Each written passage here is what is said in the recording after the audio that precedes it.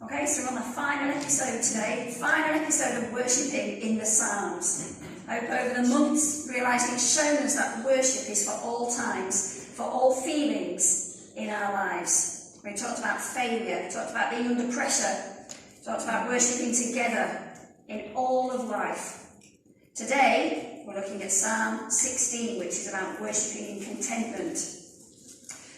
We don't know much about the context of Psalm 16. Some of the Psalms we know exactly when they were written and what situation it was. Psalm 16 we don't really know.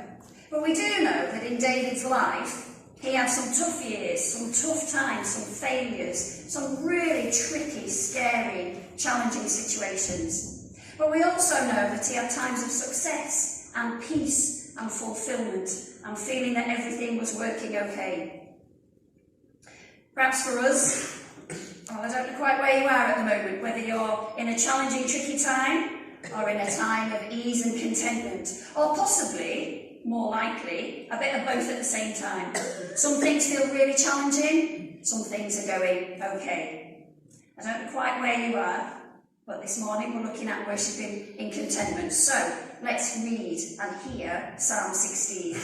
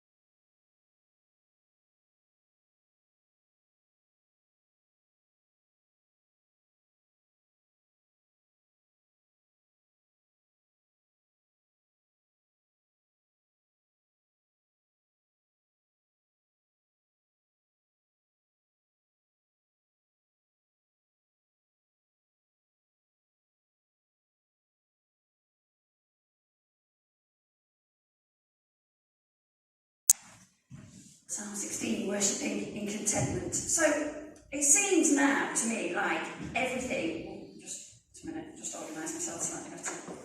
It seems to me that every time you buy something or every time you go somewhere now, you're asked to leave a review. Can you just fill in a review on whatever it is, wherever you've been, whatever you've bought? You've got to rate your satisfaction with the product, with the delivery, with the people who've served you. From reading some reviews, there are some people who are obviously extremely difficult to please. You know, when you read through and there's some tiny little bit, there's all these amazing reviews and then there's some tiny little picky kind of thing. Some people are not easily pleased, are they? Psalm 16 expresses some of what David has learned about living in contentment.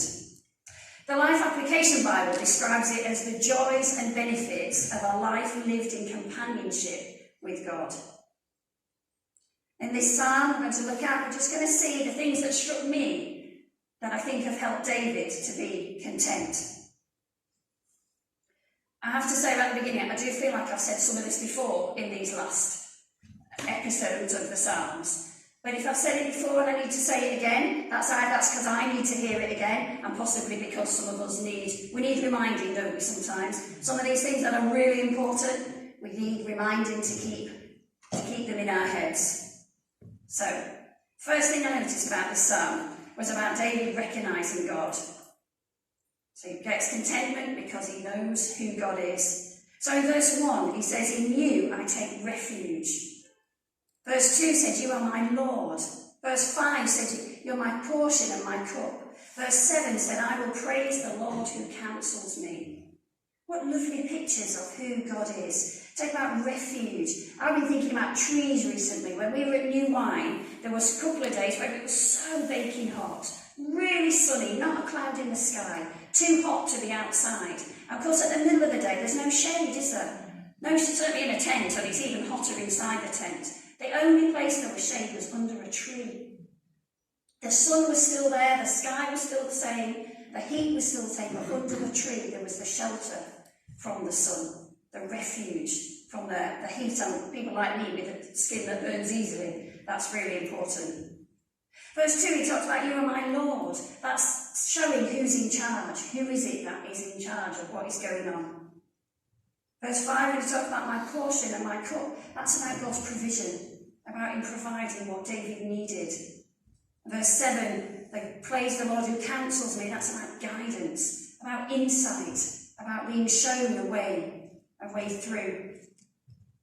David knows who God is. It's clear from reading any of the Psalms, but this one as well, that he knows who God is. He recognises his qualities. How does he know God?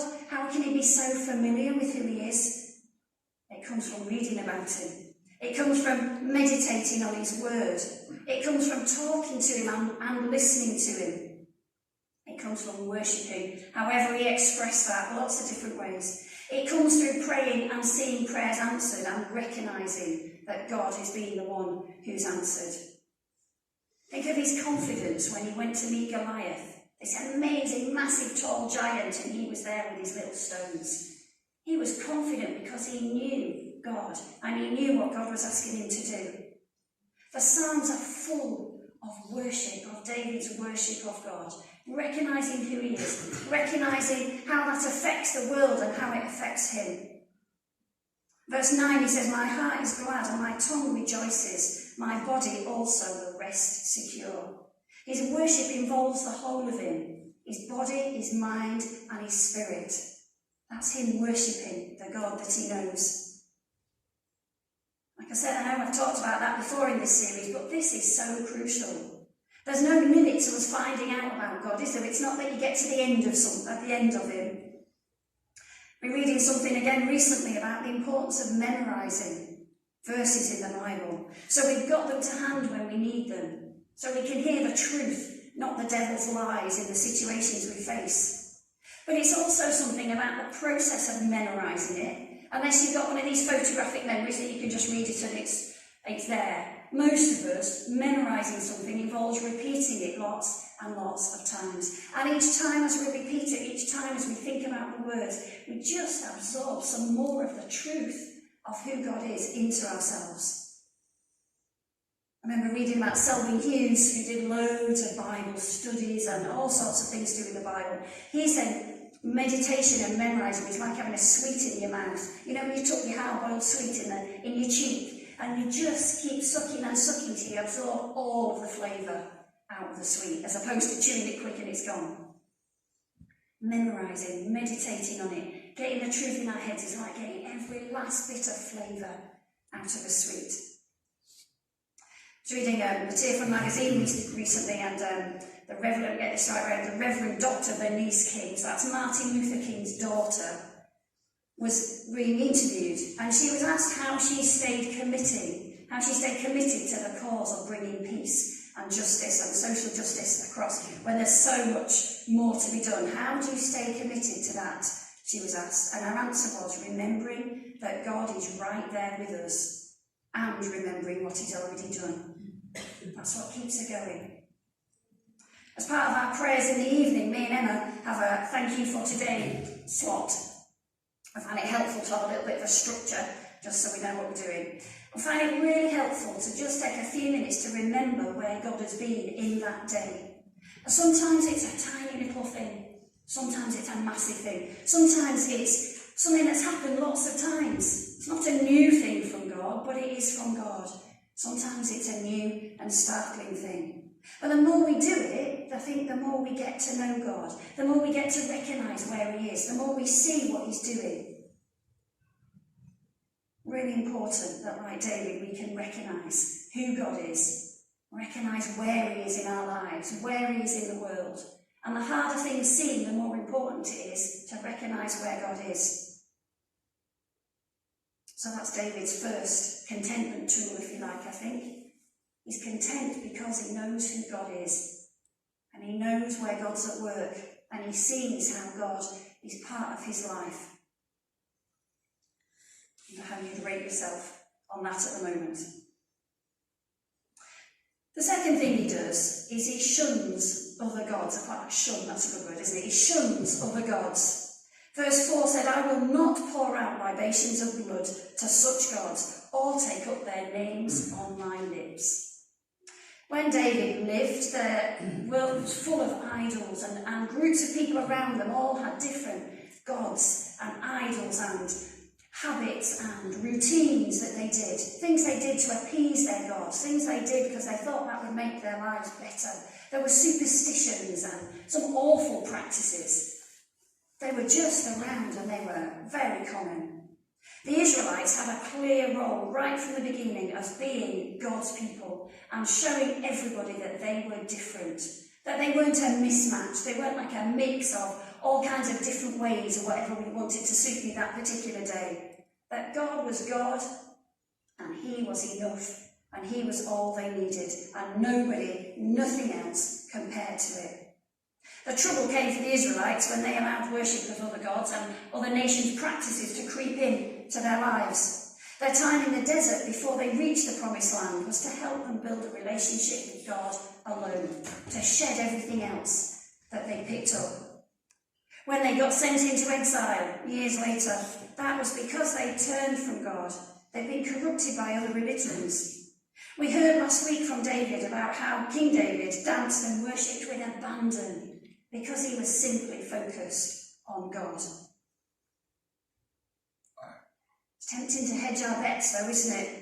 To ask God to help for help, but also look for solutions in the world. Sometimes we get drawn in without realising the number of people who cross their fingers or touch wood. I mean, really, does that make any difference? No, of course it doesn't.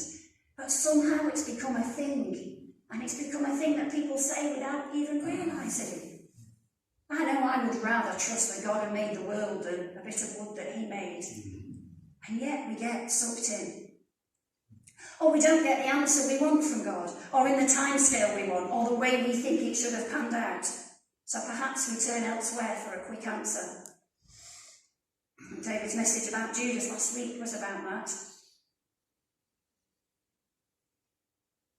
But contentment comes when we trust God alone, because we know that he is enough. He's the answer. Maybe not the answer we expect it to be, but he is the answer. He has what we need. He will provide us with what we need. Putting God first can be tricky when things are going okay. We don't always recognise our need for God when we feel like we can cope. But I think being self-sufficient is another form of idolatry, of thinking we can manage, we can do it, we can succeed, we can cope with everything that's going on. One of David's contentment tools was recognising that it was God and not anything else. Not anything that looked attractive, not anything that anybody else was doing. It was simply God, and he was shunning, he was turning away from, he was turning his back on everything else. So what do you rely on that's not God? Where do you get your sense of approval, your self-worth from? Have you picked up any habits from the world that you need to put down? What guides your choices, your actions, your attitudes? When we ask God to show us what we've put in place of him, I'm very sure that he'll show us. Our choice then is, do we follow where he's leading? Or do we stick with what seems perhaps easier? Contentment number 2, turning away from other gods and idols. Contentment number 3 is, I called it now and eternally. So the first 8 verses of that psalm, David's talking about his faith now, what's happening to him, what has happened, what he's experienced in his life. Plenty of examples of how David's relationship with God has helped him in difficult times. He's got lots to think back on. Does God love me? Well, I can remember this time. Will God help me? Well, I remember that time. He's got lots of that. The first 8 verses are about his life now and the difference that God makes in it. But then verses 9 to 11 are not about now. They're about future hope. They're about eternity. Let me just read those again. It says, therefore, my heart is glad, my tongue rejoices, my body will also rest secure.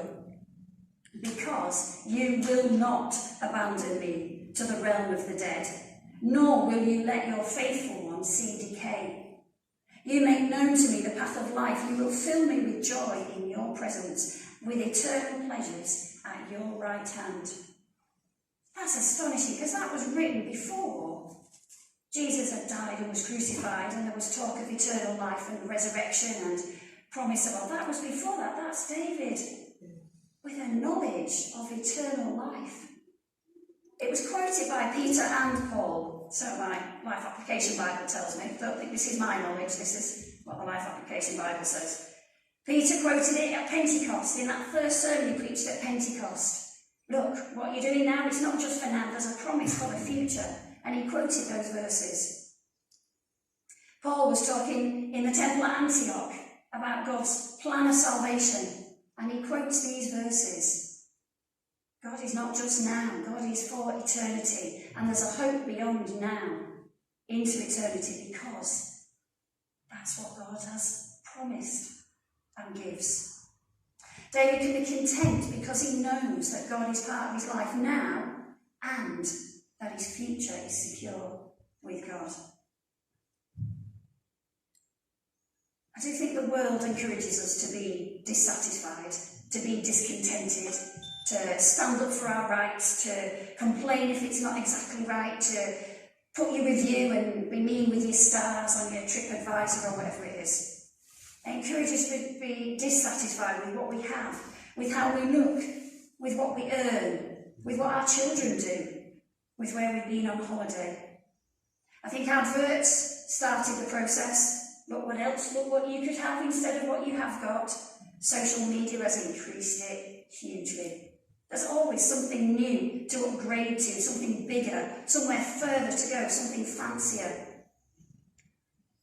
Recently my work iPod, so I have a very, very old iPhone with amazing storage on it, so it's got all my work music on it. It's not got a SIM card in it, I don't go on the internet on it, it literally has my music on it for work.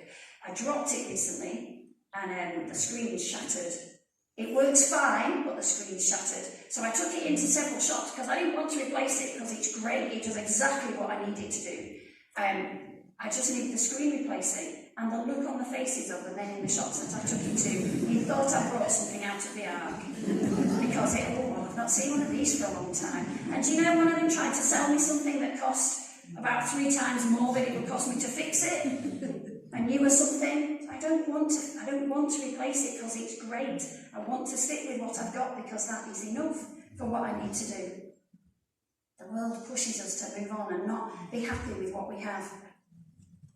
But we can be content now because we know God, who he is, what he's doing, how he's providing for us. It's important to know that being content isn't the same as settling. There is a time for saying, I'm sorry, that's not good enough. There is a time for saying, that's not right, we need to do this differently. I'm not saying we don't do that. We're not settling. Settling implies going for an easy option. As we've said before, we would have lived in all kinds of unsuitable houses left to me, because I would have settled for a house. David hung on for the right house. As Christians, we're called to be more like Jesus, to keep on growing more like Jesus. We're not called to settle, but we are called to be content. So David's found his contentment through recognising who God is, now and forever, through turning away from other things that seem good but are just a poor substitute, through recognising that God is for now and for eternity. I wonder how you rate your contentment level at the moment. If you were writing your review, how many stars would you give yourself? What would you put? I wonder if God is nudging you to change something, to recognise him more, to trust him more, to worship him more fully in the whole of your life. Whether there's something he wants you to turn away from that you've allowed to become part of you. Whether you need to recognise and claim that hope for eternity. If you ask him, as I've been doing, if you ask him, he'll tell you, and he'll help you walk it through. Just one final quote from the back of the book that started all this. It says, the idea of this whole series has been to appreciate the God of all in fresh ways and bring your whole life to him in grateful worship. Amen.